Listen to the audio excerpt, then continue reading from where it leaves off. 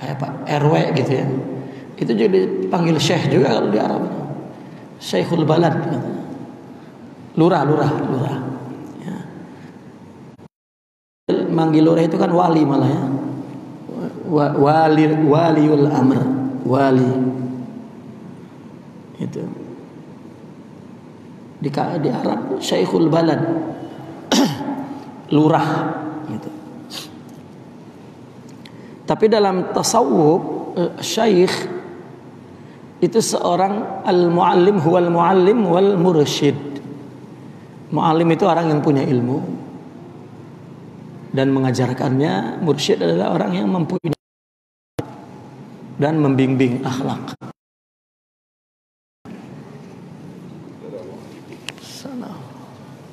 Alhamdulillah. Tamam, alhamdulillah.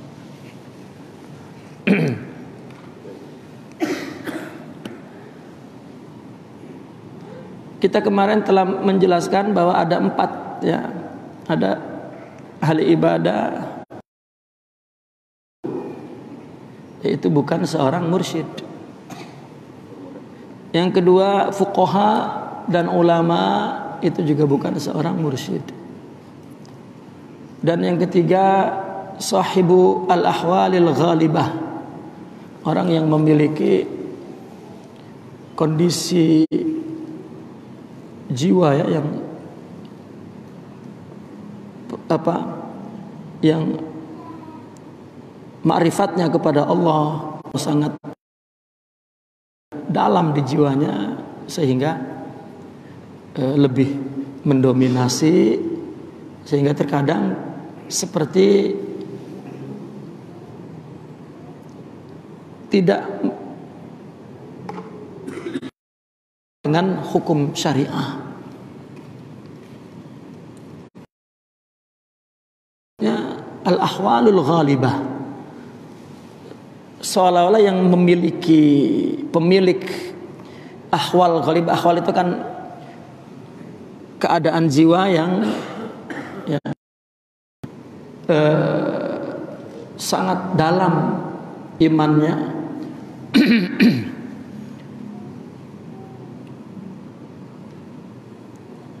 Sehingga kerap perilakunya itu ya, lemah itu.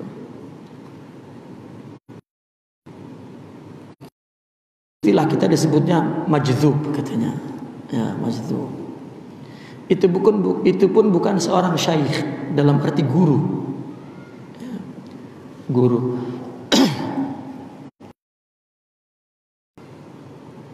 Itu yang kita jelaskan pada bulan lalu. Tetapi seorang guru dalam tarekat adalah mereka seorang ulama, seorang yang mengamalkan, yang arif, yang memiliki ma'rifat dan mursyid. Itu yang sudah kita lewati, sekedar mengingat kajian kita pada bulan yang lalu. Nah, sekarang kita sambung tentang syekh. Abul Hasan Syazili mengatakan syekh adalah orang yang menunjukkanmu ala rohatika, kepada rehatan.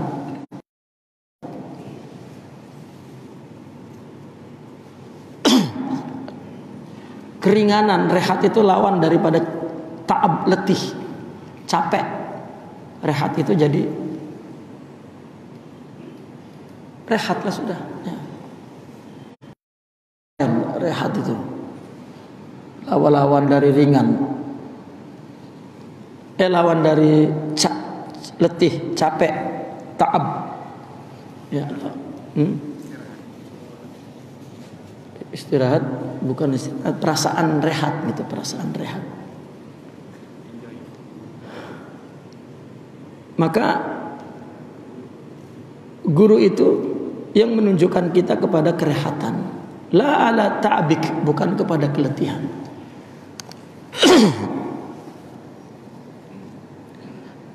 Artinya begini,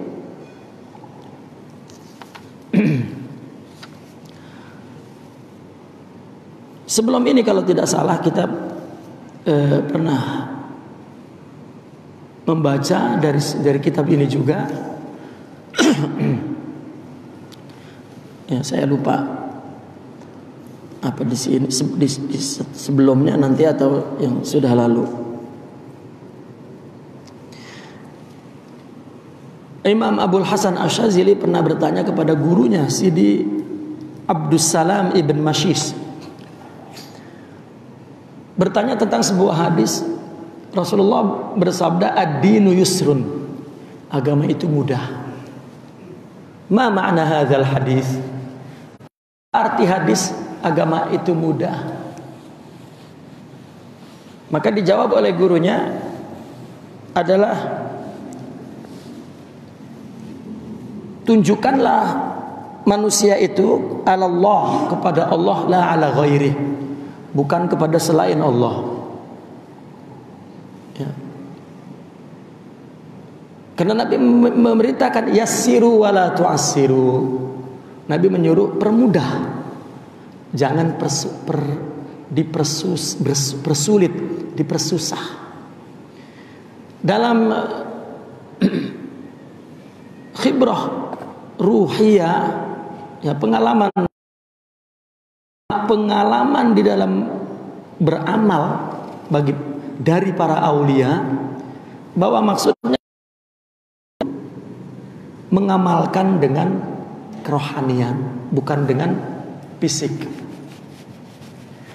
Itu sudah saya jelaskan ya sebelumnya, sekedar kita mengulang supaya nyambung dengan pengajian sekarang.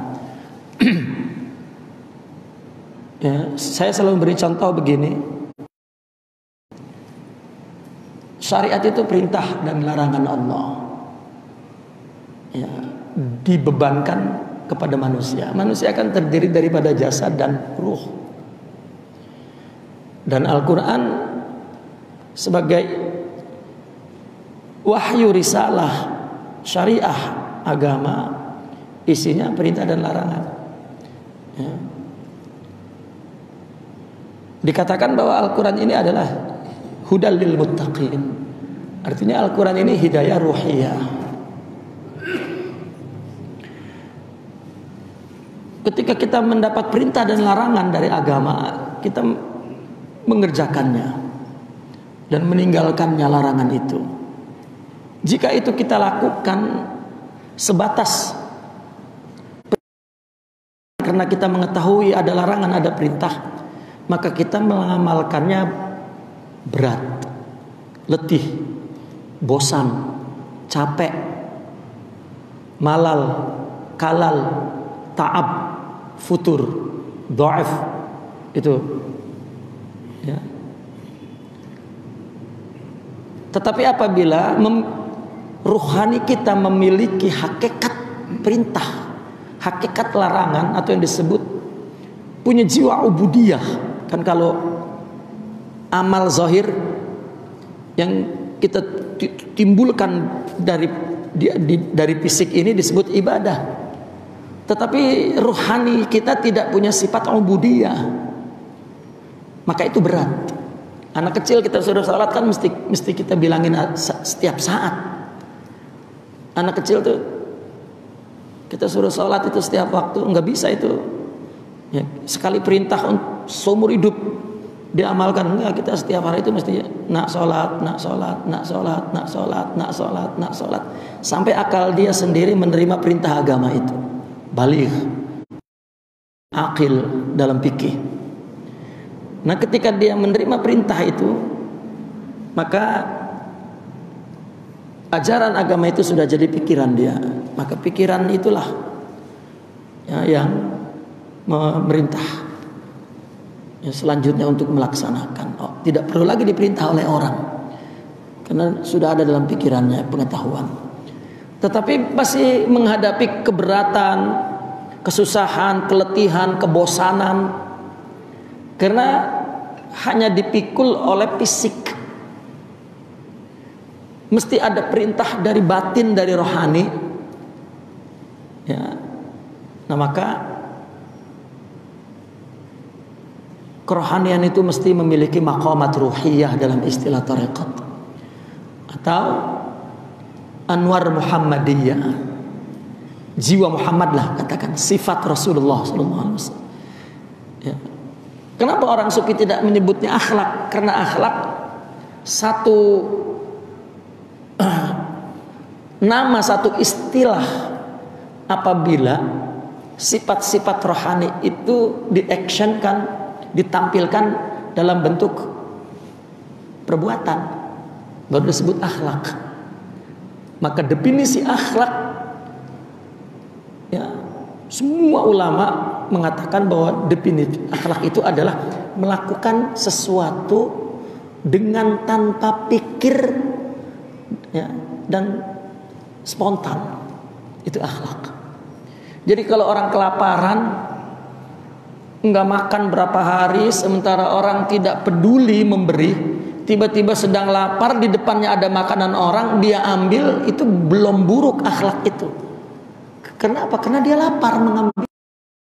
Berat tentunya melakukannya, tetapi apabila memang buruk itu dilakukan tanpa pikir, sudah jadi karakternya, itu baru akhlak. Ya, begitu juga pada kebaikan. Kalau baik itu dilakukan dengan mudah, berarti itu akhlak. Jadi perilaku, tetapi ulama sufi menyebut, ya, hakikat akhlak adalah sifat kerohanian. Ya sama namanya sabar, ridho, ya. Maka orang yang tidak memiliki sifat sabar, dia tidak ngerti sabar itu apa. Bahkan malah marah dengan orang, kamu jangan sabar banget. Loh, agama nyuruh sesabar-sabarnya, tiba-tiba dia mengatakan, ya, jangan sabar-sabar, bubar. Itu bahaya sekali. Tidak sederhana itu. Jangan terlalu tawakal, ya. Al-Quran menyuruhnya hak kotak tawakulih, setawakal-tawakalnya. Karena mereka tidak mengerti bahwasanya yang dia paham adalah ekspresi, action, fisik, akhlak. Mungkin memahami orang sabar itu diam aja, dia digangguin diam, itu penakut. Ya.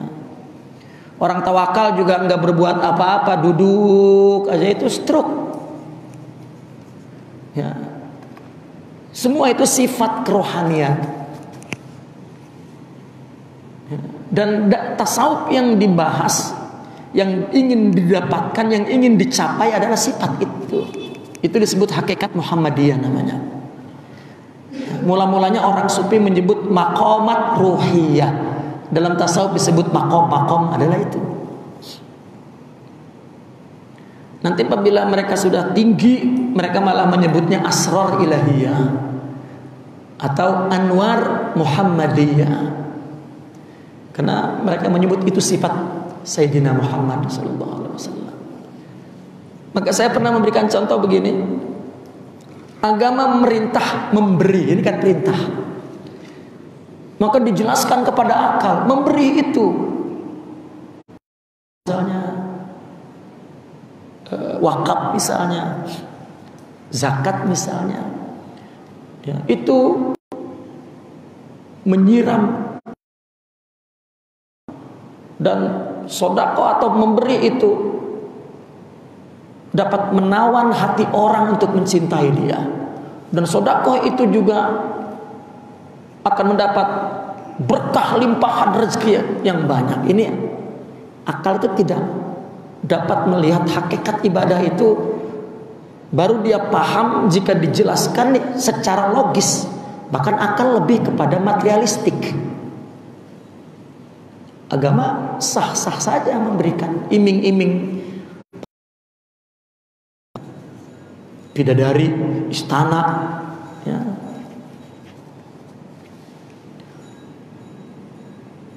Sebetulnya agar dia lama-lama sampai kepada satu tahap bahwa ibadah kepada yang memberi semua balasan itu, bukan untuk balasan itu. Nah, ibadah untuk yang memberi balasan itu tidak keluar dari pikiran, tapi keluar apabila di dalam rohani sifat-sifat itu, jiwa Rasulullah SAW. Ya. Nah, apabila orang melakukan ibadah seperti memberi, dia pun sudah memiliki sifat dermawan, itu ringan. Dan kalaupun dia memberi, orang yang menerimanya kemudian menghina, tiba dia menghasut, dia sekali tidak berpikir untuk mengungkit, tidak, karena itu pemberian sifat dermawan. Nah, jika orang memiliki semua sifat yang melahirkan amal atau yang menjadi hakikat amal, ubudiyah.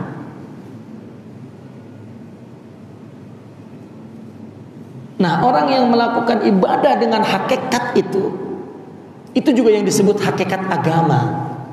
Karena ada syariat agama, ruku syariat agama. Yang memberi tadi juga syariat agama. Tapi kalau tidak punya sifat dermawan, mesti motivasinya dari pikiran. Paling kurang ingin dipuji, ya.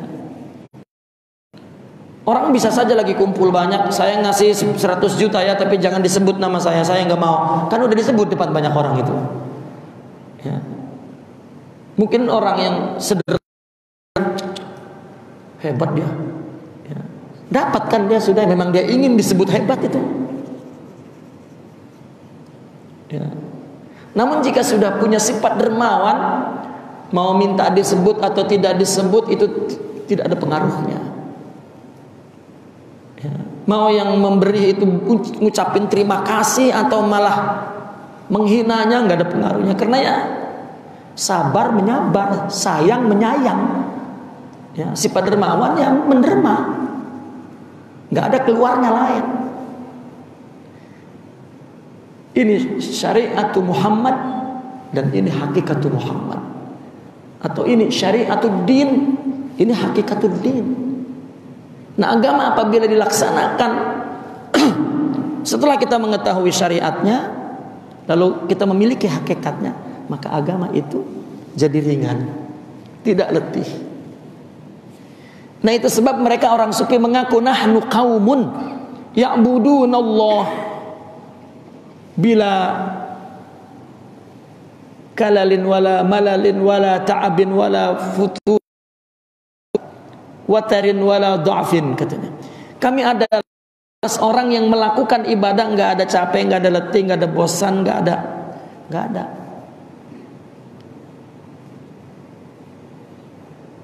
Ya.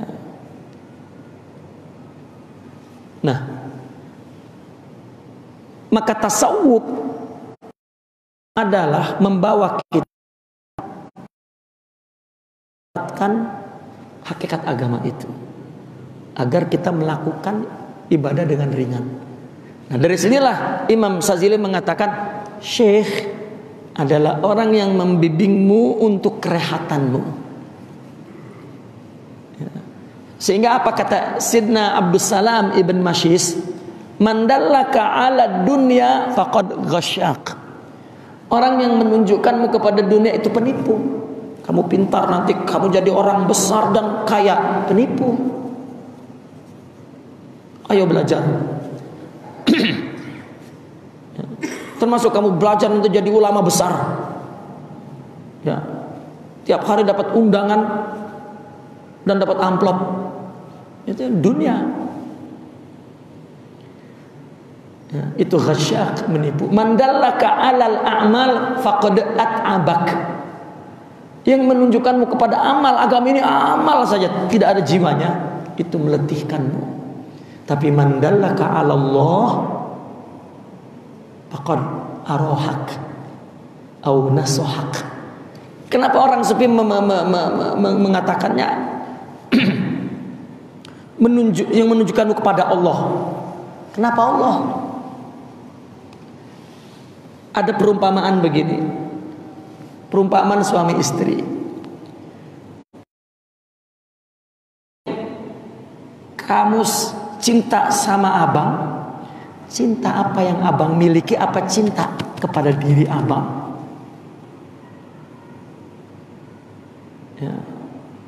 Ya perempuan bakal ditanya dua-duanya gitu.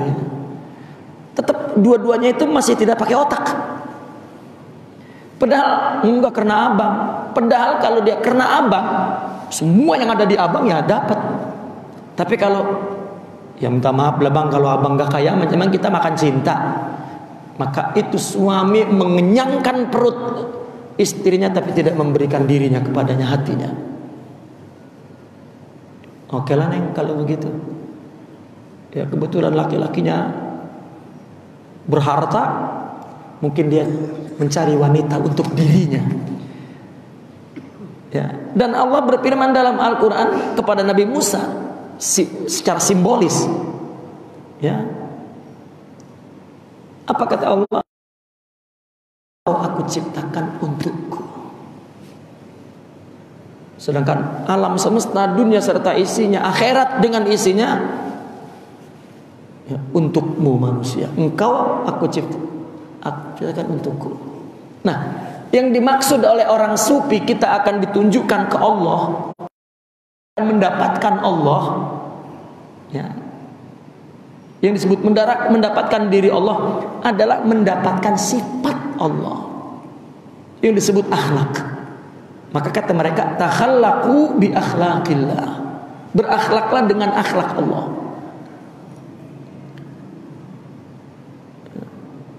Ada ittasifu bi sifatillah, bersifatlah dengan sifat Allah. Nah, apabila kita mendapatkan sifat-sifat itu mendapatkan Allah namanya. Dan mereka mengatakan itu surga abadi, kebahagiaan abadi, surga ma'rifat. Karena dia mengenal Allah bukan dengan pikiran, tetapi dengan sifat Allah yang Allah jadikan sifat kita. Sifat mengenal itu begitu fitrah. Ya, itu yang dikatakan hakikat itu tidak dapat diterangkan. Ya. Tidak dapat diterangkan. Orang yang punya sifat sabar ditanya, jelasin gak sifat sabar? Sifat sabar itu seperti apa? Dia nggak tahu. Bahkan orang yang memiliki, yang mendapatkan sifat sabar itu, dia mengatakan Allah yang menolongku, tidak saya. Sabar ya? Yang mengaku itu tidak punya. Bahkan lama-lama dia ngaku, saya sudah sabar pak, bisa lagi saya. Nah, berarti dia tidak mengerti dengan sabar karena nggak memiliki. Dia hanya mengenal pikiran tentang sabar, hafal ayatnya. Dan tasawuf, gurunya adalah yang akan memberikan warisan itu, sinergi itu. Itulah yang disebut asy-syaikh di dalam thariqah. Jadi orang masuk tarekat itu untuk dapat itu, bukan untuk dapat macam-macam. Ya, orang masuk tarekat dapat wangsit, dapat ya yang aneh-aneh, dapat kesatriaan, kanuragan, tidak sama sekali. Tidak ada kaitannya sama sekali. Bahkan itu ya kotoran di dalam tasawuf. Baik. Itu maksudnya syekh adalah yang menunjukkanmu kepada kerehatanmu, bukan kepada keletihanmu. Bukan nyuruh amal. Nggak ada orang sufi ketika kita mengadukan sesuatu kepada dia, tiba-tiba dia memaki-maki kita, memarah. Kamu ini dinasehatin nggak pernah mendengar berapa kali? Ya, saya bilang udah qala Allah, qala Rasul. Ya, tidak pernah. Ya, tapi yang mereka sinergikan adalah min anfasi tahirah, dari napasnya yang suci, ya, yaitu syuhudu qudratihi wa iradatihi. Itu diajak diberikan untuk penyaksian kepada kehendak Allah Subhanahu wa taala.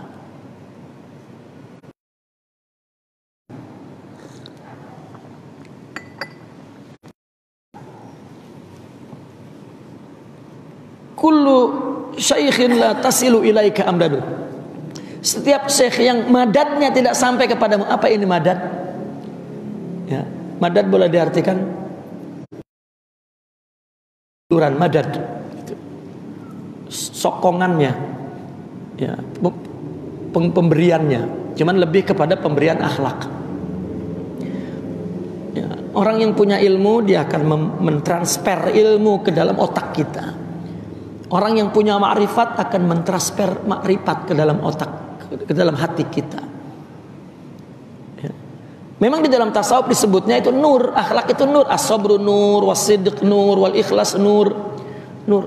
Tapi bukan juga ilustrasinya seperti film Wali Songo itu misalnya. Ya, ambil tangannya, nurnya disalurin terus dari jempol masuk ke sini. Bukan, nanti aku isi, bukan itu. Ya. Tidak ada hubungannya sama sekali dengan tasawuf. Nur bukan nur benda. Ya. Itu istilah bagi mereka karena bendanya tidak ada, bendanya adalah cahaya Tuhan. Maka mereka mengatakan Nur Muhammad. Kenapa nur? Maka karena orang yang sabar, jika bertemu dengan orang yang sabar kenal. Ya, kamu orang sabar. Orang ridho ketemu dengan orang ridho kenal. Ya.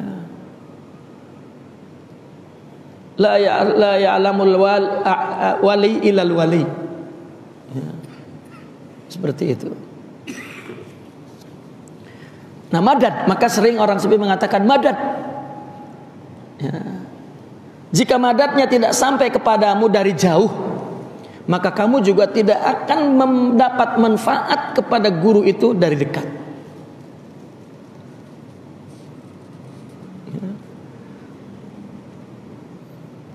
Istri contohnya, jika kita jauh dari dia, ingatan kita, cinta antara kita tidak memelihara kita ketika jauh, ya, maka lagi ada dari rumah juga tetap aja suami ingat yang lain.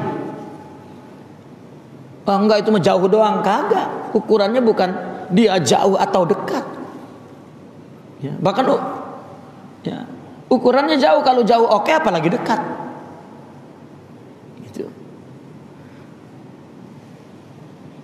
Maka seorang jika sudah menjadi gurunya, ya, maka ketika jauh pun ada madad. Ya, sebetulnya hakikatnya adalah Allah, bukan guru atau siapa. Nanti akan makin jelas terus ke sana itu. Bagaimana sebetulnya orang mencari guru, nanti akan dijelaskan selanjutnya.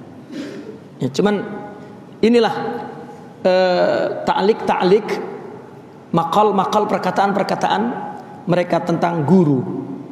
Wa qala radhiyallahu anhu, dan Imam Abul Hasan Syadzili berkata juga, janganlah engkau bersahabat, la tashab.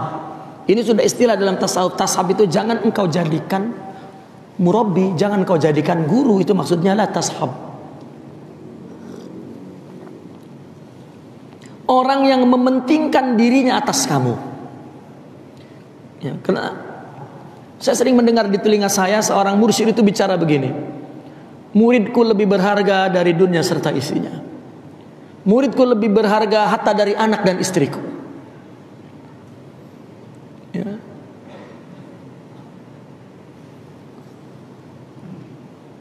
Maka janganlah kau jadikan guru orang yang mementingkan dirinya atasmu. Fa innahu la'im. Wala man yu'thiruka ala nafsih. Dan juga jangan engkau jadikan sahabat seolah-olah tipe-tipe guru bukan seperti itu. Bukan mementingkan dirinya daripada kamu, juga bukan mementingkan kamu daripada dirinya, tidak. Ya, kenapa? Fa innahu qalla la ma yadum. Karena orang yang mementingkan orang lain juga enggak bakal continue, nggak bakal lama. Tetapi apa? Washab. Tipe guru adalah artinya jadikanlah seorang yang sebagai kudwa. Man idza dzukira dzukirallah. Ya. Orang yang jika diingatkan maka Allah mengingatkan. Kalau ingat dia, ingat Allah. Ya Allah. Ya. Ingatnya guru, tapi dia manggilnya ya Allah. Karena sebetulnya begini, kita kalau mendapatkan akhlak Nabi dan Allah memberikan akhlak, kan semua akhlak kan akhlak Nabi.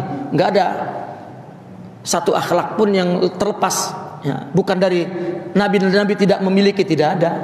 Karena Nabi memang khuluqun azim, wa innaka la'ala khuluqin azim. Wa innama bu'itsu li utammim makarimal akhlak. Nabi memang diutus, ya, untuk membangun akhlak, untuk mendistribusikan akhlak. Nabi disebutnya sang akhlak lah sudah. Jadi tidak ada akhlak yang terlepas dari Nabi. Semua yang kita miliki sifat-sifat akhlak itu sifat Nabi. Mereka menceritakan bahwa orang yang telah mendapat anugerah akhlak pada dirinya, kalau kita tanya apa rasanya, rasa Muhammad sallallahu alaihi wasallam. Ingat yang tiada pernah lupa, yang ingat yang menyalat tidak pernah padam. Apa yang dia ingat? Sidna Muhammad. Ya. Suratan dan Allah hakikatan. Itu yang disebut ingat. Kalau ingat hanya dari paham akal, pikiran, ya, ingat yang lupa ketika ingat pun lupa, apalagi tidak lagi ingat. Bukankah kita lagi sholat itu namanya lagi ingat? Lupa, luplap, sampai orang memberikan, ya, menggaris bawahi, kayaknya orang sholat dari Allahu Akbar sampai salam nggak ada yang penuh ingat Allah khusyuk. Karena dia nggak ada, ya nggak ada. Ya, karena dia nggak bisa, nggak ada. Sholat bola kalau lagi asik final 4 jam itu bisa khusyuk. Ya, anak bini udah kagak kedengeran. Ya, tapi ketika sholat kedengeran semua. Ya, barang hilang aja ingat lagi sholat itu. Yang bukan masuk. Pertanda bahwa di dalam batinnya tidak punya sinar ingat, yaitu maqamat ruhiyah. Itu sebab orang sufi mengatakan asyuhudu, ya, yanqasimu ila qismain. Syuhud itu ada 2. Pertama asyuhudul qalbi. Ini ingat. Orang yang menyaksikan Allah di hati ingat. Mungkin matanya pejam, tapi dia melihat Allah, artinya ingat. Karena di hati. Aktivitas hati apalagi kalau bukan ingat. Ya, kan ada orang lagi mau tobat, rasanya banyak, merem matanya itu. Allah, ini namanya syuhudul qalbi. Ada asyuhudul iyani. Ini menyaksikan dengan mata kepala sendiri. Bagaimana dia menyaksikan Allah dengan mata kepala sendiri? Ya, dia melihat makhluk itu suratullah.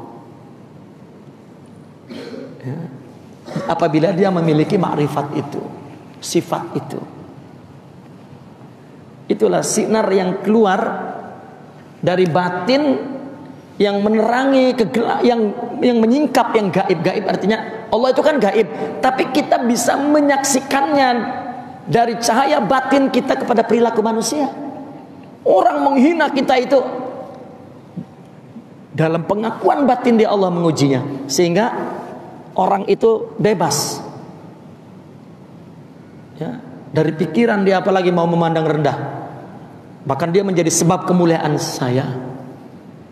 Kan itu nggak pakai otak udah itu, ya, nggak pakai otak. Kita kan masih otak-otak, ya. Bukan sekedar otak kita, otak-otak sudah banyak otaknya. Mereka tidak pakai rohani. Dan apabila dia sudah melihat bahwa semua adalah suratullah, maka ini disebut asyuhudul iyani. Ini persaksian yang tumbuh, ini cahaya dari sifat-sifat batin yang sempurna. Ya, sempurna itu bukan sempurna seperti Allah.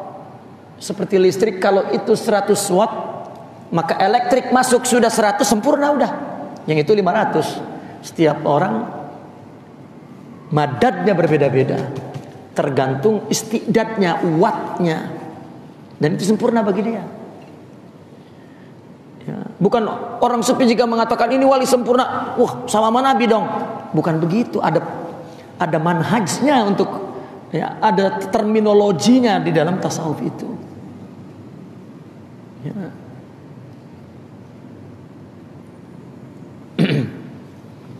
Nah, jika orang ingat-ingat Allah, Allahu yughni bihi idza syahid.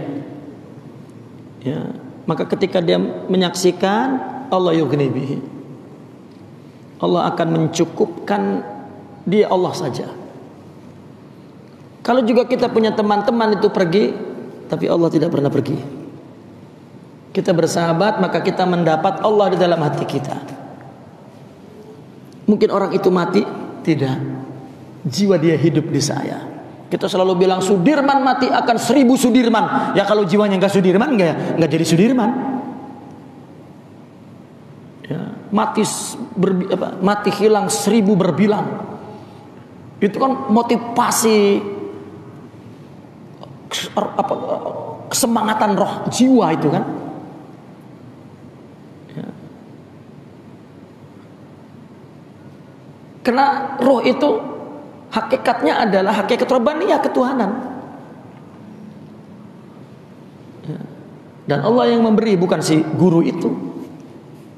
Guru boleh mati, tapi roh itu, hakikat itu tidak mati. Karena itu Allah punya. Allah akan beri lagi ke kotak tubuh lain, di tempat yang lain, di waktu yang lain. Atau ada juga di tempat yang sama dan dalam waktu yang berbeda, waktu yang sama di tempat yang berbeda. Ya, ada beberapa kotak tubuh yang mendapatkan anugerah itu. Itu Allah punya.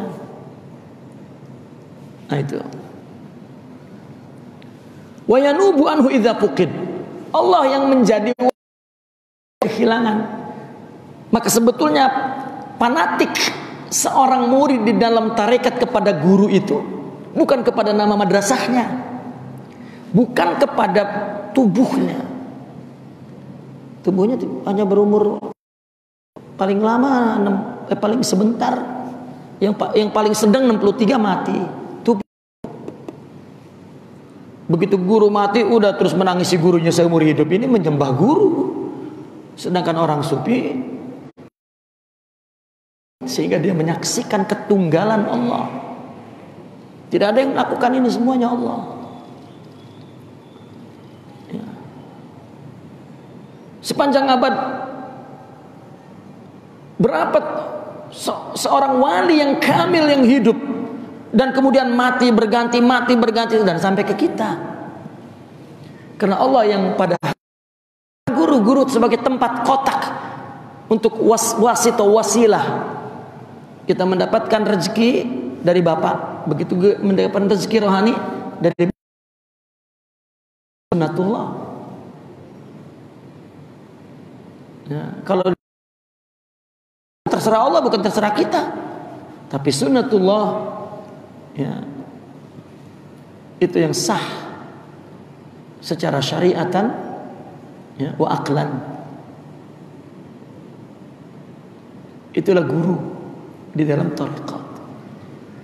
Sebetulnya seorang sufi, seorang mursyid, syekh yang betul tidak akan menyibukkan otak muridnya itu dengan selain Allah. Ibadah juga enggak, zikir juga enggak. Ya. Seorang mursyid tidak menyibukkan kita, zikir ini nanti engkau akan ini, zikir ini nanti ini, zikir ini. Ya. Ya. Mereka Allah, tidak ada yang tidak Allah, semua dari Allah, dengan Allah, untuk Allah. Namanya juga di dalam tasawuf itu disebut as-sairu ilallah, orang yang berjalan menuju kepada Allah. Bahkan paling, coba, artinya tujuan yang paling besar ibadah itu kan surga. Itu pun orang sufi jangan untuk surga, untuk neraka. Itu adalah bukan Allah. Apalagi iming-iming, ya, tentang di dunia ini. Baik. Zikruhu nurul qulub. Ya. Dan mengingat Allah itulah cahaya hati. Ya. Zikruhu nurul qulub, yakni nurul qulub zikruh. Ya. Mengingatnya itu cahaya hati. Ya, cahaya hati itulah yang menimbulkan ingat kepada Allah. Ingat yang tidak pernah lupa dan tidak pernah berhenti. Katakan oleh mereka, hati jika sujud maka kepalanya tidak pernah bangun lagi. Hati tapi gitu. Kalau kita ya bangun, kalau fisik, kalau hati tidak. Jika ingat, tapi mesti ada sifat ilahiyah di sini. Maka jika hidup dan ibadah ini tidak ada rasa Muhammad sallallahu alaihi wasallam, rasa Allah, berarti dia belum ihsan. Anta'budallah ka'annaka tarahu fa in lam takun tarahu fa innahu yarak. Wa musyahadatuhu miftahul ghuyub. Menyaksikan Allah itu kunci gaib. Ini sering dibilang gaib ini justru yang aneh-aneh. Melihat Baghdad dari sini, ya. Melihat Hong Kong dari sini, bukan. Itu enggak gaib, di sono ada orang yang lihat kok. Ya. Arti gaib, sifat Allah, fi'il Allah, asma Allah, zatullah itu gaib. Bahwa makhluk ini semuanya adalah bentuk ciptaan yang mencerminkan sifat dan asma Allah. Sehingga para wali itu jika melihat peristiwa apapun yang dilakukan oleh manusia, yang dia baca adalah nama Allah. Ketika rezeki Ar-Razzaq, Al-Fattah, An-Nasir, Al-Hakim, Al-Wadud, Ar-Rahim, Al-Qahar, ya. Kalau kita tidak, ya, kurang ajar, sambar geledek, memang lu, ini itu keluar dari nafsu. Enggak benar itu, ini yang benar, wah itu, ya, habis dibilang enggak benar, besok wah ternyata enggak benar juga. Ini nafsu semua.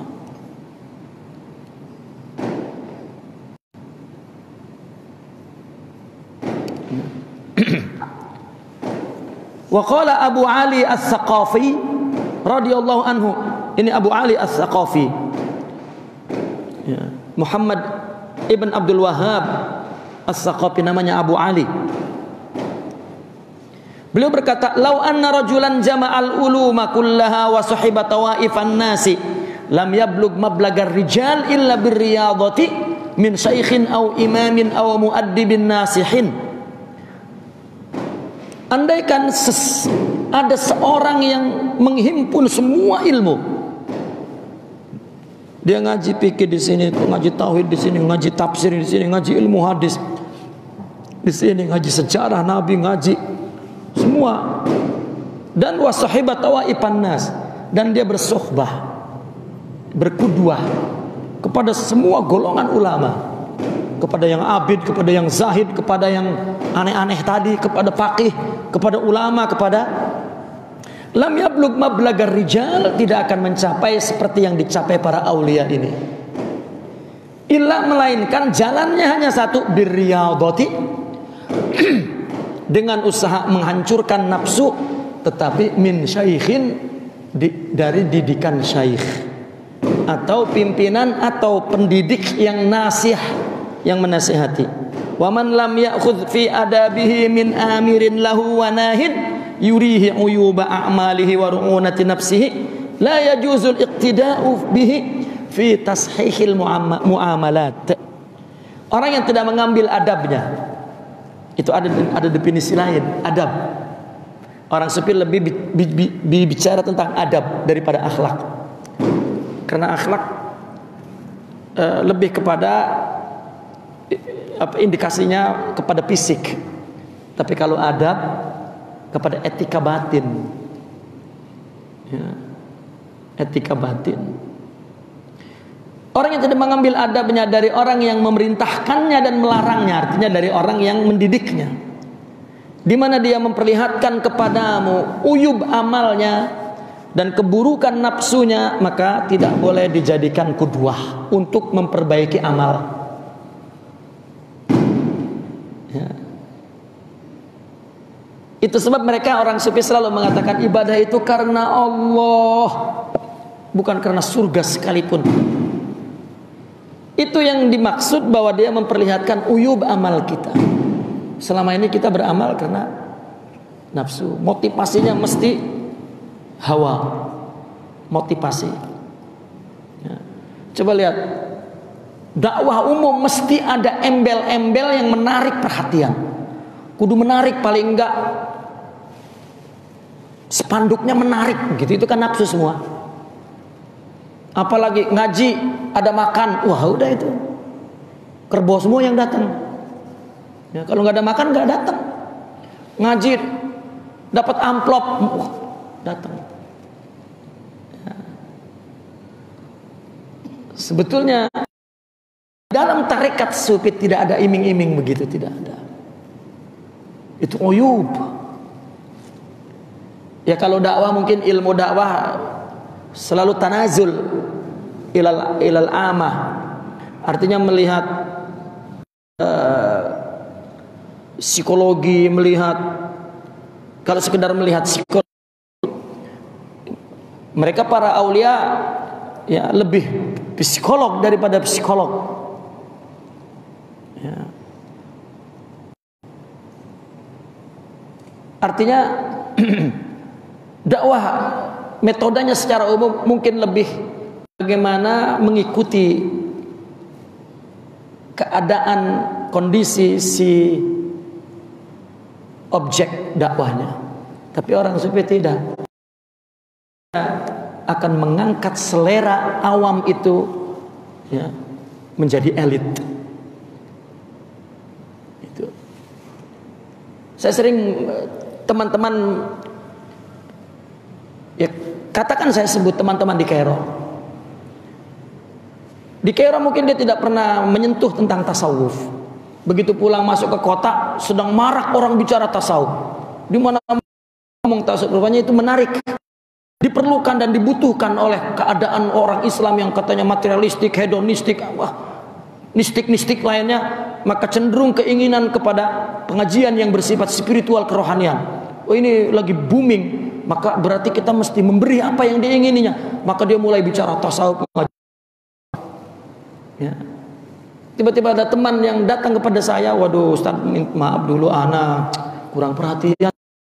Antum dulu aktif di sana tasawuf, saya enggak perhatian. Rupanya sekarang masyarakat sedang ya, boleh enggak nanti ana mau buka zikir. Ya. Dia kira sudah betul dakwah itu di dalam tasawuf, tidak.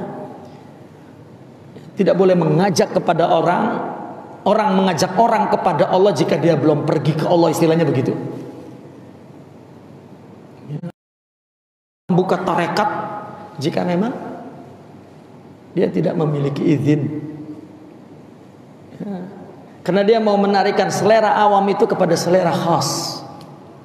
Artinya yang mana mereka hidup dengan pikirannya, dengan emosionalnya, dengan nafsunya, dia diangkat hidup dengan rohaninya, dengan etika yang katakanlah keningratan agama itu rohani, bukan genetik, fisik. Ya.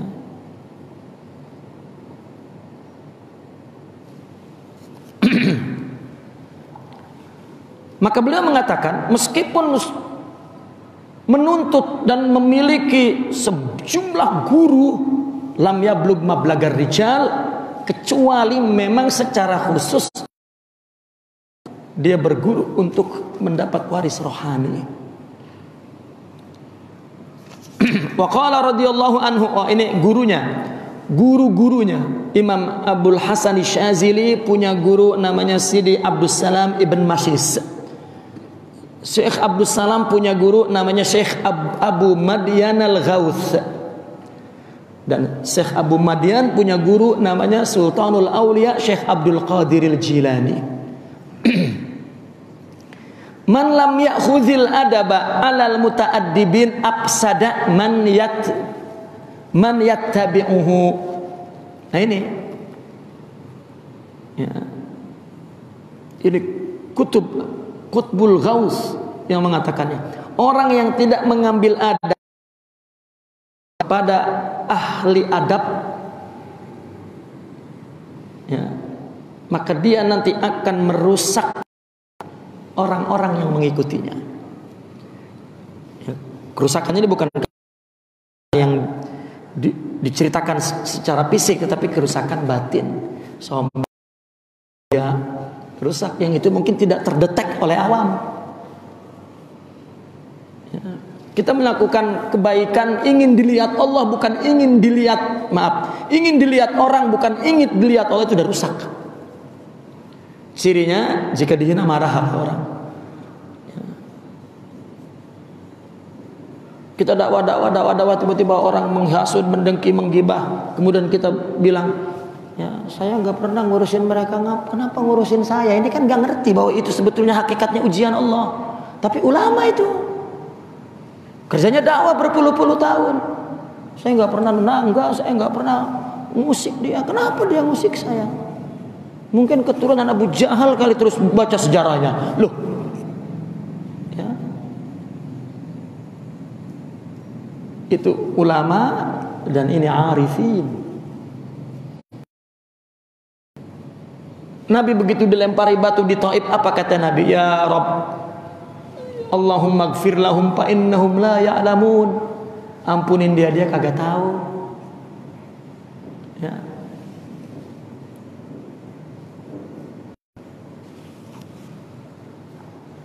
Wa yukharraju min kalamihim annahu ijtama'a bihi khamsu khisalin.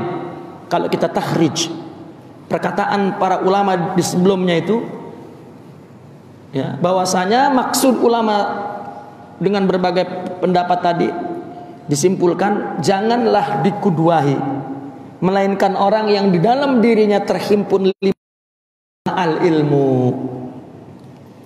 Seorang murabbi itu mesti punya ilmu, ya, tapi fenomena sebagian, ya, yang saya lihat enggak, ya, murabbi itu kalau udah aneh udah jadi pimpinan tarekat itu, ya, enggak ada ilmu.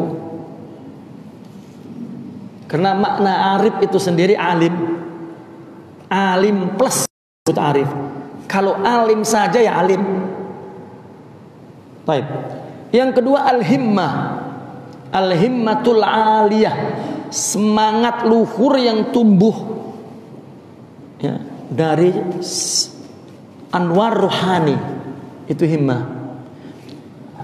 Coba tiba-tiba ada anak remaja misalnya, tadinya kurang perhatian, kurang peduli kepada orang, tetapi ketika ada kekasihnya, mula ada himmah, ya, dari batin itu.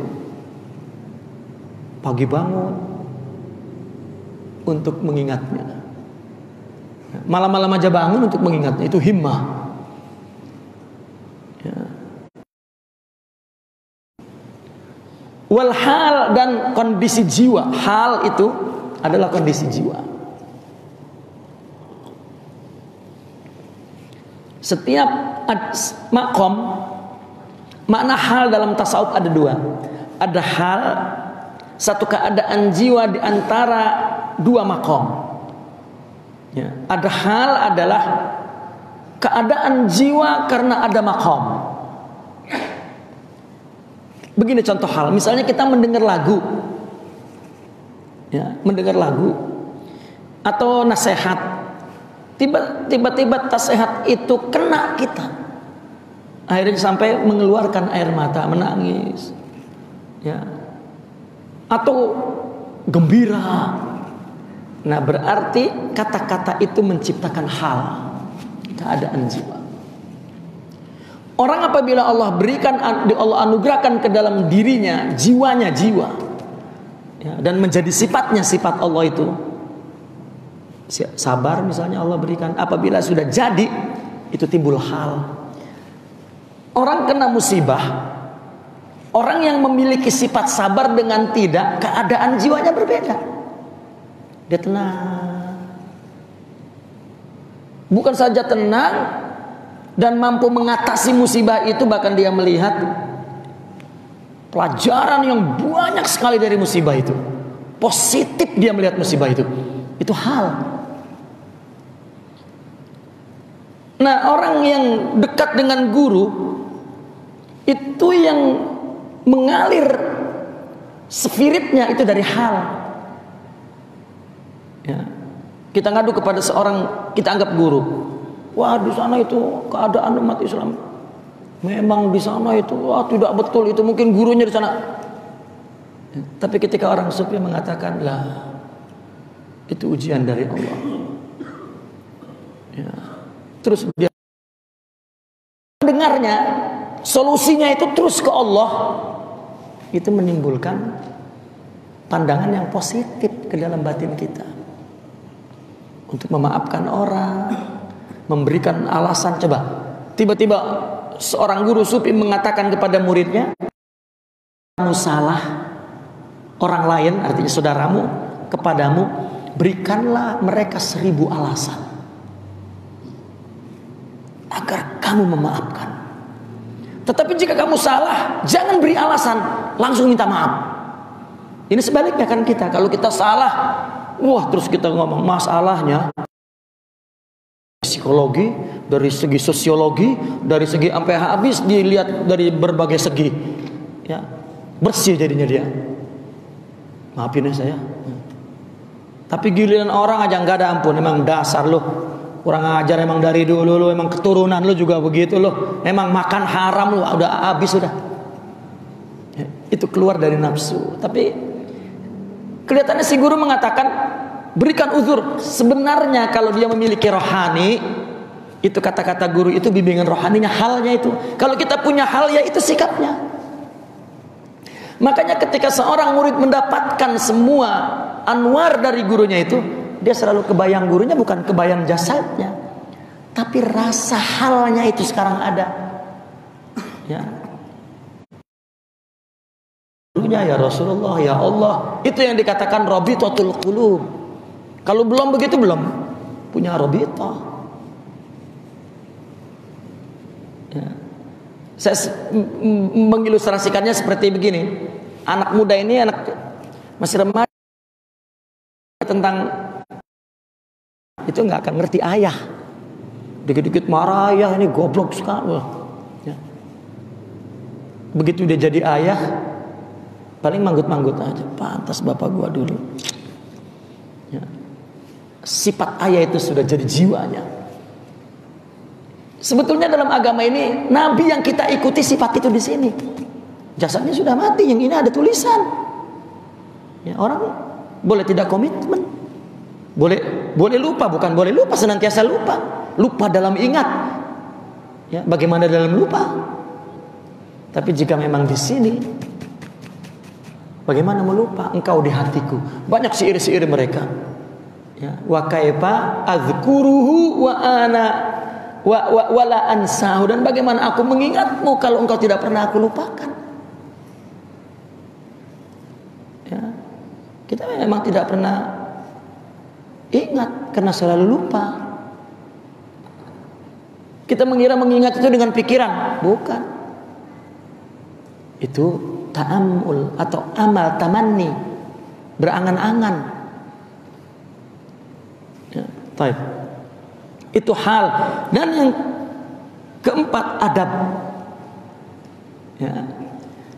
Dia punya akhlak. Sebetulnya himmah, hal, adab, ya, itu satu, ya, yang disebut hakikat Muhammadiyah. Dan yang kelima, at-tajribah. At-tajribah ini memang istilah baru.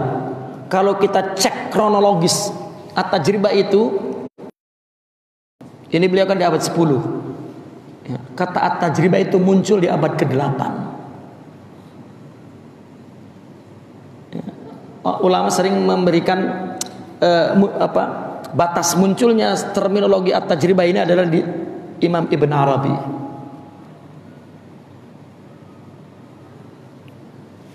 Ada satu ilustrasi begini, ada.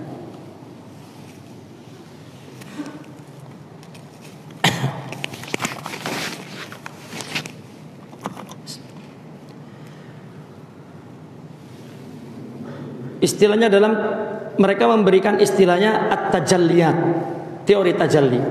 Ada 3. Al-wujudiyah, an-nuraniyah. Di sininya adalah at-tajribah ruhiyah.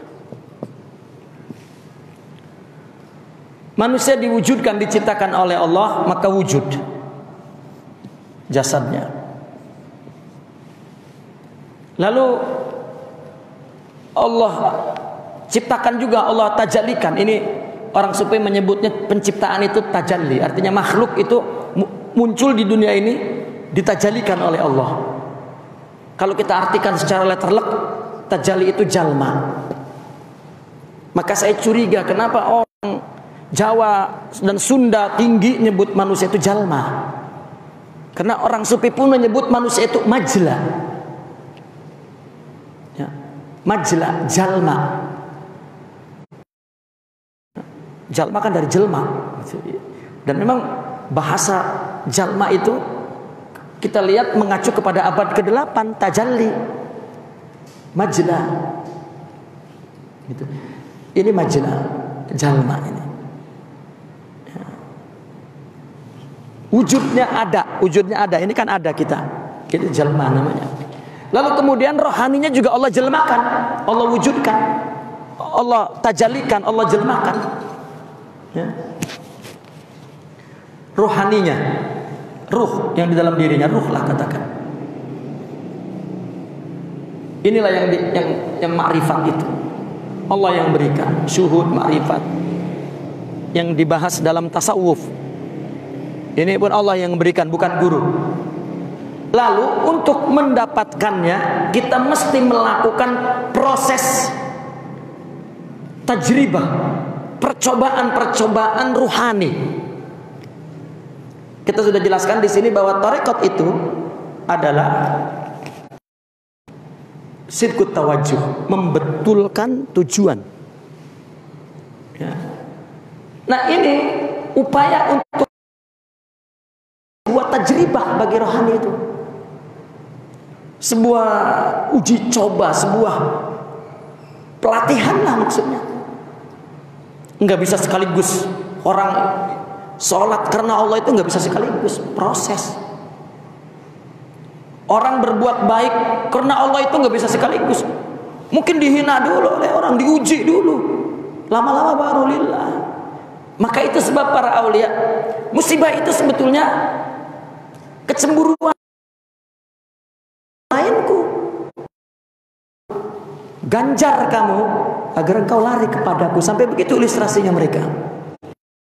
Ya, itu sebab kata mereka itu bukan karena sering digebuk itu, karena diberi musibah akhirnya lempeng juga ke Allah, bukan. Karena memang melakukan tajribah ruhiyah. Datang kepada Allah dengan damai, bukan Allah pecut dulu baru ya Allah nyerada saya. Udah 80 tahun udah ya ternyata dari Allah. Kenapa jadi nunggu? Nanti kalau memang ya dari Allah maka lakukanlah tajribah ruhiyah. Jadi mereka terus memberikan istilah ini tajribah bagi orang yang mencoba untuk berjalan mendekati Allah. Disebut khusus. Jadi istilah khusus, istilah umum. Jika orang tidak bertasawuf, awam meskipun alim. Tapi jika mulai bertasawuf, dia khas. Khas ini bukan istilah, oh ini tinggi, ini bukan. Khas itu orang yang mulai hidup dengan rohani, itu khas. Kalau awam ya masih dengan jasadnya, pikirannya, hawanya, nafsunya, dan materi.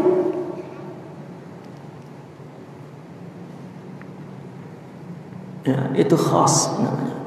Kalau sudah tinggi Sebetulnya khos memang kalau sudah sampai baru disebut khos. Ya kan kita juga baru mulai berjalan, kan udah masuk ke lingkungan khos. Ya. Makanya ada ulama memberikan definisi seorang murid. Murid adalah orang yang sohalahul bidayah. Ya. Sohalahul bidayah wa dakhala ilal munqati'ina ilallahi bil ismi. Definisinya begitu. Murid itu apa? Murid itu adalah orang yang dibenarkan untuk memulai berjalan dengan rohaninya. Kita mulai sekarang, kita ibadah ini karena Allah bukan karena orang. Itu melawannya berat itu. Ya. Begitu kita melakukan kebaikan tidak dihargai oleh orang, down kita itu. Nah itu tandanya bahwa kita ingin selain Allah. Ya, sampai orang itu mengganggu sekali dalam hidup kita karena tidak menghargai. Ini kan satu tajribah susah. Ya. Nah maka boleh dah dia memulai wadakhala, dan dia termasuk ke dalam apa? Fi al-munqati'ina ilallah, golongan orang yang memurnikan ya, ibadahnya kepada Allah saja, tapi bil islam. Tapi kan udah boleh disebut seorang khas apabila sudah masuk. Dan memang begitu. Apa namanya?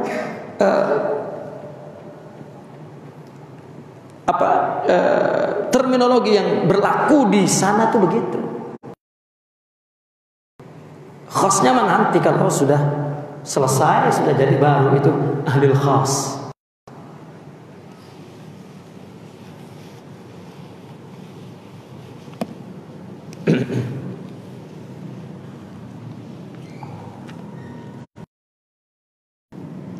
Wala yuqtada bi ghairihi,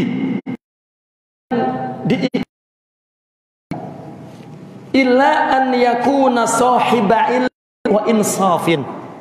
Boleh ya, melainkan dia adalah si pemilik ilmu, orang yang alim, ilmunya banyak dan punya keinsafan. Apa insaf itu ya?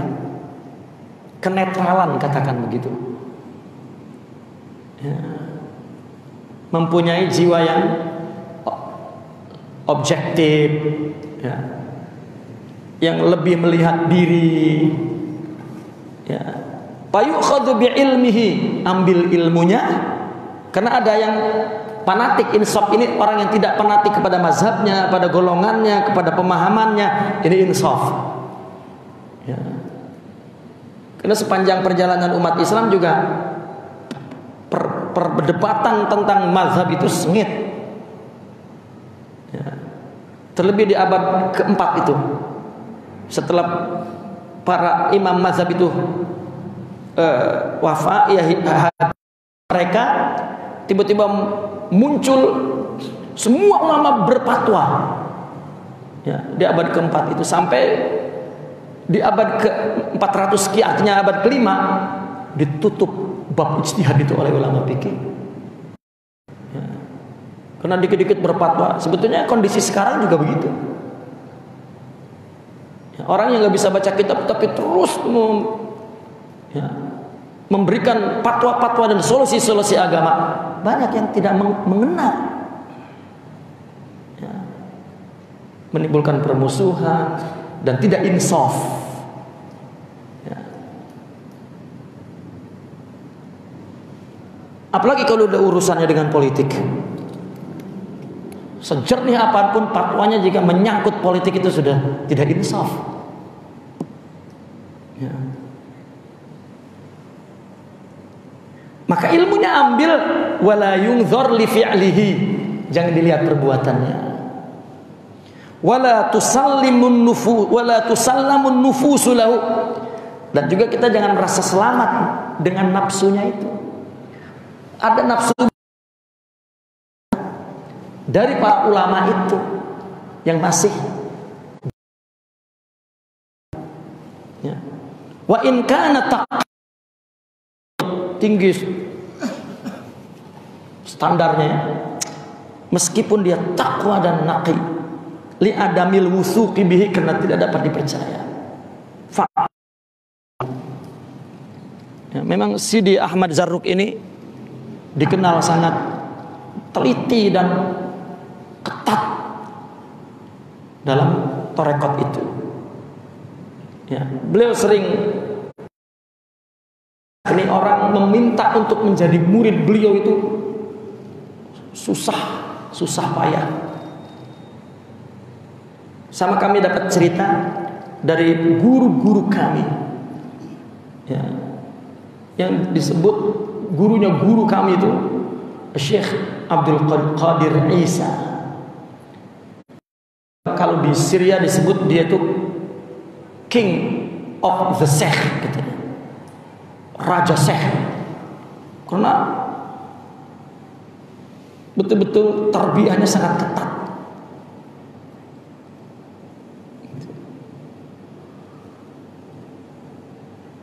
Orang 5 tahun minta menjadi murid itu selalu diusir. Ya. Kamu jauh dari aku, tinggal aku. Datang lagi orang, aku tetap nggak ditinggalin.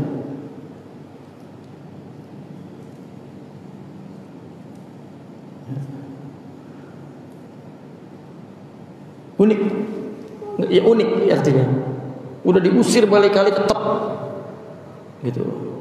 Anehnya ini muridnya kuat sekali, tetap lama-lama jadi murid utamanya. Sekarang udah langsung 1000 sudah, karena dia tidak tahu apa yang mau diambil dalam tasawuf itu apa, karena dia nggak tahu. Jika tahu, sekarang enggak enak, maunya enak gitu. Ya, baik.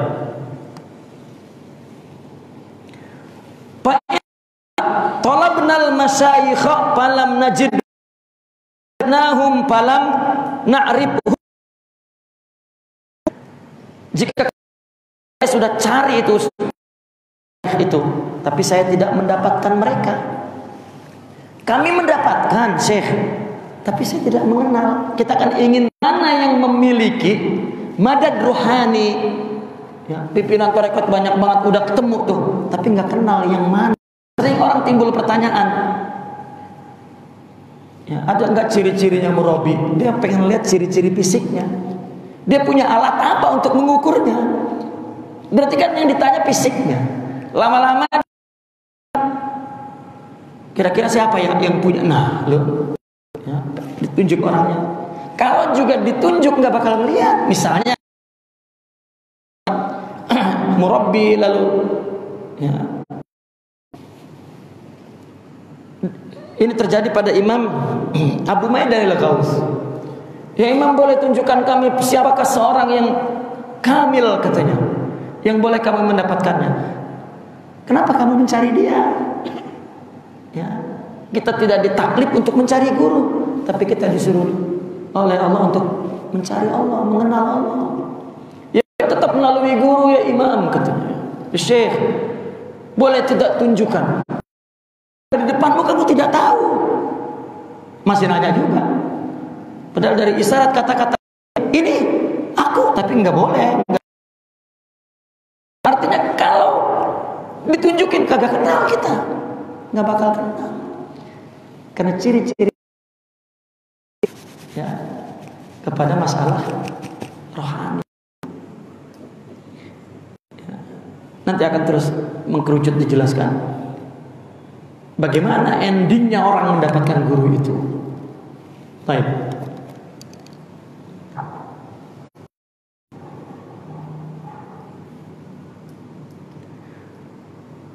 Fa'lam, ini jawaban Sidi Ahmad Zarruq, annal qati'a, yang menghalangi anzalika, dari mengetahui syekh itu, innama huwa salasatu umurin, ada 3 perkara.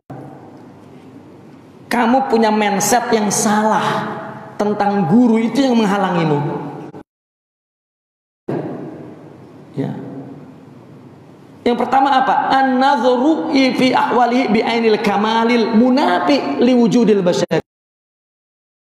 Kamu melihat kepada ahwalnya dengan mata kesempurnaan. Nyari orang yang gak ada salahnya, gak ada cacatnya, gak ada yang gak kita suka. Yang tinggi, standarnya gak ada. Karena kalau sifat basyariah liwujudil basyariah, karena ada ya. Misalnya kita nanya sama orang, kamu tahu nggak siapa seorang murabi? Ada orang nunjukin itu dia. Kebetulan dia misalnya lagi duduk di depan bininya, lagi diomelin sama bininya, nunduk gitu. Ya. Itu kata orang Bekasi itu ngebagug aja duduk diomelin bininya tuh. Masa wali begitu? Nah ini kan ada basaria itu yang kita melihatnya. Ya, selalu guru kami mengatakan, ana insan, ana abdun dhaif, ana lastu superman, katanya. Saya manusia lemah, manusia biasa, bukan superman yang setiap hari bisa membaca di Lauhil Mahfuz, bukan. Ya ketika dia bertanya kepada muridnya, ada apa? Murung, sedih. Tiba-tiba muridnya, lah ya Syekh, nggak ada apa-apa. Ngomong, matamu menunjukkan kamu punya kesedihan. Kasih tahu saya. Kalau saya bisa membantu. Kalau tidak, kita berdoa. Tidak ada. Akhirnya dia ngomong, saya nggak bisa baca Lauhil Mahfuz. Saya bukan Superman. Saya manusia biasa. Mesti. Itu sebab di dalam tasawuf itu ada mudzakarah. Ada tempat untuk saling, untuk konsultasi lah, katakan. Itu secara jujur. Ya, karena ada wujud basyariah itu. Kita menganggap wali itu jalannya tidak nampak di bumi, wali itu. Asal orang nyolek aja langsung orang itu mati. Itu lagi tuh standar yang ya alogik. Ini sudah bukan tidak logik lagi tuh. Keluar dari akal, bahkan keluar dari syariah. Ya. Kan di zaman Nabi juga dulu orang kafir Quraisy nggak terima Nabi. Kenapa? Karena Nabi ngelihat pergi ke pasar. Itu Rasul. Ucapnya itu adalah basyariah. Ya.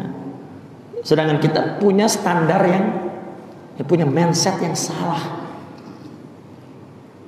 Awil muwafiq laha ala wajil kamalil kamil, atau ya, yang wujud kepada ahwal itu secara sempurna dan yang sempurna betul. Hatta law ra'aita minhu nuqsanan ma saqata itu baruhu indak. Ya. Sehingga ketika engkau melihat satu kekurangan, maka anggapan kamu jatuh. Ya, kekurangan jatuh dah. Wa dzalika huwa min aini aktsaril 'amma wa alil istilahat. Inilah konsekuensi dari jatuhnya, tidak dihargainya, tidak diketahuinya orang ahli khusus itu, para aulia, di mata kebanyakan orang dan di mata hanya memahami agama itu secara istilah. Dia tahu wali, ada wali ini, wali itu tahu, tapi mana orangnya? Nggak tahu. Coba orang semua ngomong agama, mesti takwa, mesti sabar. Mungkin yang bicara itu nggak tahu mana sosok, karena sosok yang dia ceritakan bukan sosok fisik, tetapi sosok rohani. Mana bisa dia ada connect ke orang itu dan mengerti. La ya'lamul wali illal wali. Tidak sedikit yang menolak para aulia adalah ahli ilm, hafal tentang istilah agama, karena dia tidak punya. Bahkan dia mungkin merasa salah itu, saya tahu itu tafsirnya. Ya, itu bukan kekeliruan.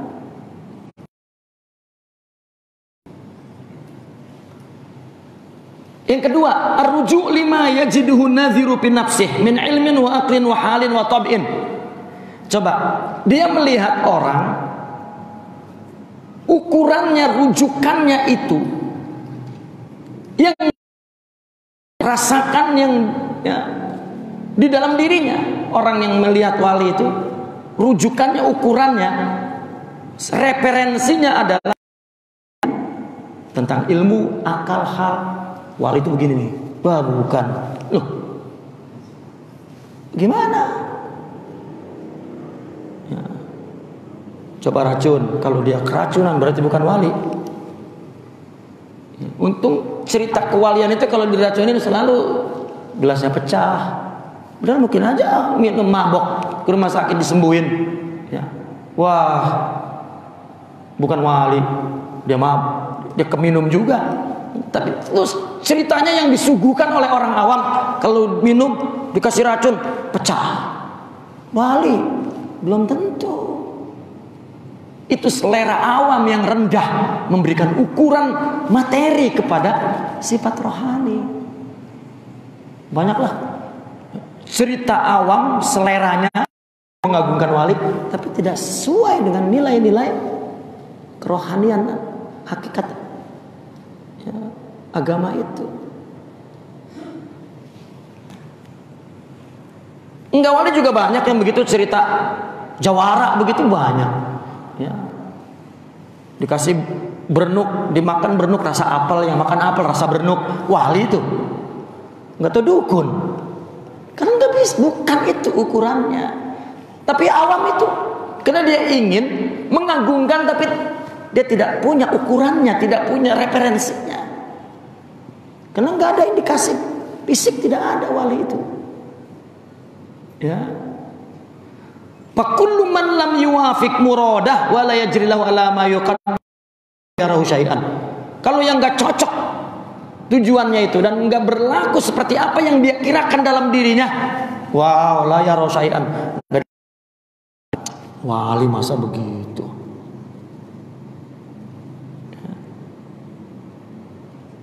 Saya pernah meragukan guru saya karena dia ribut sama bininya, berantem. Wah, ribut omongan. Dah. Waduh, bahaya ini. Guru. Salah gua berguru nih kayaknya.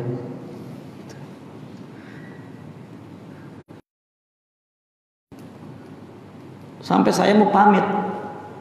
Begitu mau pamit, kata guru saya, mau kemana loh? Janji sama teman saya. Itu spontan, yang penting kita bisa bebas dari perang dunia kedua ini. Guru saya mengatakan, kamu belum menyaksikan adegan berikutnya, katanya. Saya kira bikin dahsyat. Rupanya bagaimana dia dengan tawaduknya, ya, salahnya. Tapi itu bukan sandiwara. Ya, yang mau di interview di TV udah di setting dulu, enggak itu. Ntar ada murid gua kita setting pura-pura berantem ya, ntar tidak. Memang kehidupannya itu adalah kuduahnya. Ya. Oh, saya diajarkan bagaimana mengaku kesalahan. Ya. Kalau wali nggak ada salahnya, seperti mindset, bingung. Ya. Bingung. Nabi setiap hari yang disaksikan oleh mata para sahabatnya basyariah. Nabi pernah dibilang sama Sayyidah Aisyah begini, ini orang yang dapat wahyu, coba itu. Kalau kasarnya mah, ini modelnya Nabi ini begini, kan begitu. Nah itu sahabat nggak bergeming sama sekali. Ya, bahkan Sayyidina Abu Bakar dikatakan siddiq, separuh umat Islam pada saat itu kembali kafir karena cerita Nabi Mi'raj. Tapi Sayyidina Abu Bakar tidak. Nah ini yang telah melihat khususiyah batinnya. Jadi murid itu adalah orang yang dibukakan oleh Allah untuk melihat apa yang ingin ada di dada gurunya. Allah yang membuka. Jika dia ingin Allah bukakan. Apapun basariah yang ada pada orang itu enggak kelihatan.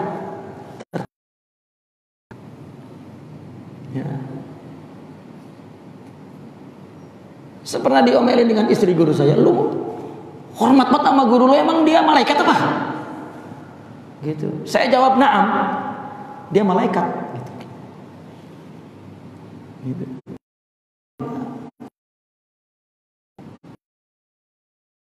Dirinya begitu. Ya. Karena emosional. Kami berkali-kali mendengar guru kami berkata, ketika ada orang yang berkata, saya ada orang salah, bagaimana? Itu dia jamaah anu, dia golongan anu, salah. Kita tegur dia atau kita tegur gurunya? Kita kasih betul. Itu guru saya menjawab, perbaiki dirimu, jika engkau suci tidak akan melihat orang salah. Ya Allah ya Rabbi. Ya. Semua berjalan atas kehendak Allah. Iblisnya saja Allah yang mengatur. Ya. Disitulah syariah itu murni lillah. Nggak main-main mereka melakukan syariah itu. Kalau kita main-main di atas kelalaian kita, udah main-main di atas kelalaian juga. Dan setelah itu mengaku bahwa dia adalah orang yang soleh mengamalkan agama.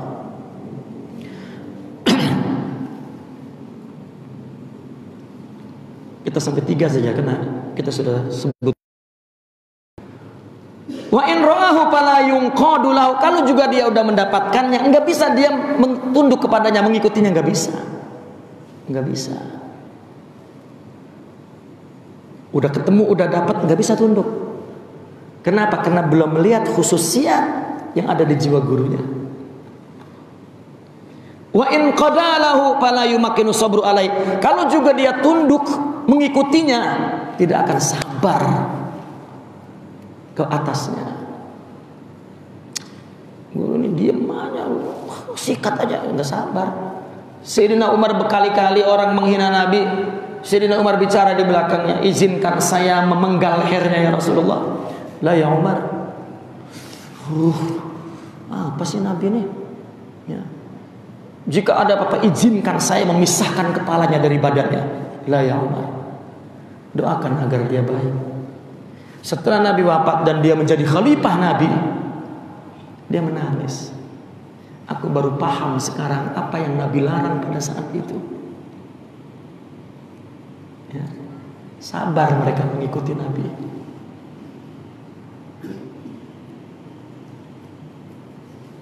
Dan banyak perkara, bukan hanya sekedar itu. Asalis yang ketiga, at-taqallu lil. Ini yang ketiga nih yang bahaya. Guru nyari karomatnya. At-taqallu, nengok-nengok ada karomatnya enggak? Saya sering jika bawa tetamu masyaikh dari mana-mana datang ke sini, saya bawa ziarah ke ulama-ulama, ke ustaz-ustaz. Setelah itu mereka pada nanya, "Tar, ente kenal Syekh itu lama?" "Ya, guru saya." Ya dulu memang saya juga begitu juga, karena memang produk ya, tradisional ini. Tapi seperti ya Allah, ya. Nggak ada gunanya kita ngelihat wali terbang, apa gunanya? Apa manfaatnya apa? Nggak ada. Ya. Tsunami kurang bagaimana karomat, itu mukjizat udah itu. Ya. Paling sebulan orang sadar lihat tsunami. Ya. Tsunami itu lebih daripada keluar biasaan itu. Banjir bandang yang malah ribut. Ya, antara yang pertahankan dan yang mau ganti gubernur. Ya, gara-gara banjir bandang. Ya, tidak melihat ya, bagaimana tajalli iradatullah. Baik. Fa in lam yarau syai'an min dzalika lam ya'udduhu syai'an. Kalau enggak melihat ada sedikit pun kewalian itu, kagak dianggap wali sedikit pun. Ya, bukan syekh ini. Ya. Masa saya lagi jalan ketimpa batu berdarah, kenapa batu itu enggak tiung melayang? Baru tuh wali. Ya, ini jalan di seblok motor jatuh. Ya, wali. Ya. Saya mendapat cerita guru saya tentang guru-gurunya. Berjalan habis ngaji di masjid, ke pasar, tiba-tiba anak muda mabok sambil megang gelas. Ya.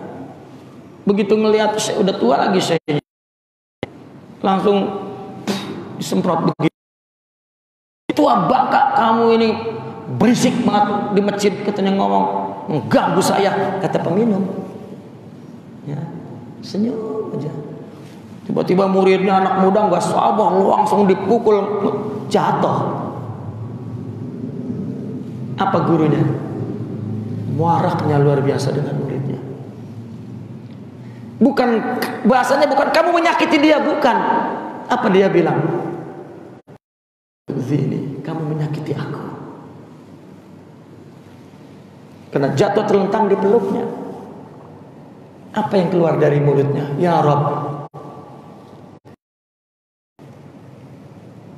dengan tajallimu dari sifat qaharmu ke tubuh hambamu ini, ampunkanlah aku dan orang yang mengikutiku dari dosa. Ini wali tawasul kepada pemabok, minta ampun. Ya. Kita nggak tahu ini Allah, kalau kita sarahkan, ya Allah kami nggak tahu, Engkau menghendaki kepada hambamu ini, bikinanmu, ya apa maksudnya untuk kami dan untuk dia, kami nggak tahu. Yang pasti aku melihat ini hikmah, ya maka aku bertawassul dari semua kehendakmu ini. Itu ternyata perlakuan ini yang membuat dia sadar. Dan besok duduk di depan murid, di depan guru itu menjadi orang yang duduk di depan. Ya. Nah ini, itu pendekatan mereka dalam dakwah. Tidak pernah konfrontatif, menyerang, mengkritik, tidak. Karena tak ada yang perlu dikritik. Semuanya adalah sebuah persaksian kehendak Allah. Kita bukan sedang berperang antara Allah yang baik dengan Tuhan yang buruk dan kita disuruh, bukan. Semua agama penjelasan ini baik, penjelasan tentang kehendak Allah dan pahala kita. Melihat orang miskin, itulah pahalanya. Orang alim mencari orang bodoh, itulah pahalanya. Orang soleh yang mencari orang yang gak soleh itu. Wadzalika minal jahli. Ini disebut, inilah bodoh. Orang mencari guru itu, mencari karamat itu bodoh. Waqtimadil wahmi, dia berpegangan kepada waham. Awaidil lati da'atil awa ila annahum la ya'taqiduna wa la yuriduna illa man yubaddilu lahumul qadar. Inilah yang mengikat mereka dengan keuntungan, yang mendorong orang awam untuk bahwa mereka orang yang bisa merubah takdir. Ya. Makanya orang sufi selalu jadi tempat pengaduan agar merubah takdir dia. Kalau nggak bisa merubah, wah bukan wali. Ya, karena doa kan bisa merubah dan seterusnya. Au yaksifu lahumul ghaib, atau menunjukkan, menyingkapkan yang gaib. Ya, dibuka matanya, kau lihat, wah sisa neraka, baru itu selera awam yang rendah mengukur wali itu seperti itu. Itu di dalam mindsetnya. Au yukhaliful hikmah, atau menyalahi hikmah. Ya, menyalahi apa yang sudah ditentukan oleh Allah. Burung, kita jalan kaki, tiba-tiba dia ya, mempunyai ilmu saipi angin misalnya. Sepi, lah kan kita disuruh jalan, ada hikmahnya itu. Ya. Disuruh susah-susah baru enak, enggak, langsung enak. Makanya ada ya, sebagian orang sepi mengatakan, kamu ini ngapain kerja di sawah, kotor-kotor, kerja di pasar induk misalnya, bau, kerja jadi tukang ojek kepanasan. Dikira aja sama saya di sini, tinggal makan, berkat rupanya. Ya, kena kiai berkat. Itu enak, baju bersih, zikir aja, tapi makan ayam bakar terus. Ada Pak yang pikirannya sesempit itu. Agama itu, dakwah itu. Dan itu mengaku zikir itu wali. Lah. Ya. Au yukhaliqu bi af'alil mustaba'asyah, atau yang menyalahi hikmah tadi lagi, ya, dengan perbuatan-perbuatan yang buruk lah, mustaba'asyah itu. Au yakhriqu syari'ata, atau melanggar syariah. Emang tidur 3 bulan, waduh, Ashabul Kahfi itu. Atau enggak sembahyang-bayang bi umurin munkaroh, dengan perkara-perkara munkar. Dia mah minum khamar juga boleh, wali. Ya, bukan amar itu, dalamnya mungkin aja air. Ya, Ramadan merokok, nanti juga berubah kayu. Ya, kalaupun ada, itu bukan mursyid. Orang yang diberikan oleh Allah dan Rasul izin untuk membawa risalah ini manusia biasa, dan dia mengajarkan kita untuk menunjukkan bagaimana susahnya beramal dan berharap, bagaimana dosa dan bagaimana bertobat. Dia adalah orang yang punya wilayah, punya sifat-sifat terpuji. Yang aneh-aneh itu di Islam ada, di Buddha ada, di Hindu ada, di Kristen ada, di Katolik ada, di semua ada. Karena itu kudratillah. Ya. Di orang-orang Hindu dulu terbang ada.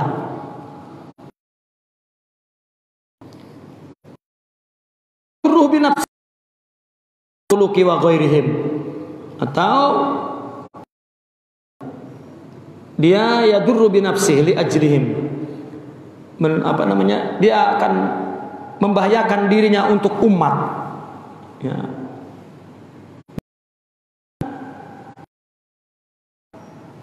Mengkritik ulama, mengkritik pemerintah, atau menolong orang dengan menyerang pemerintah, dan itu wali.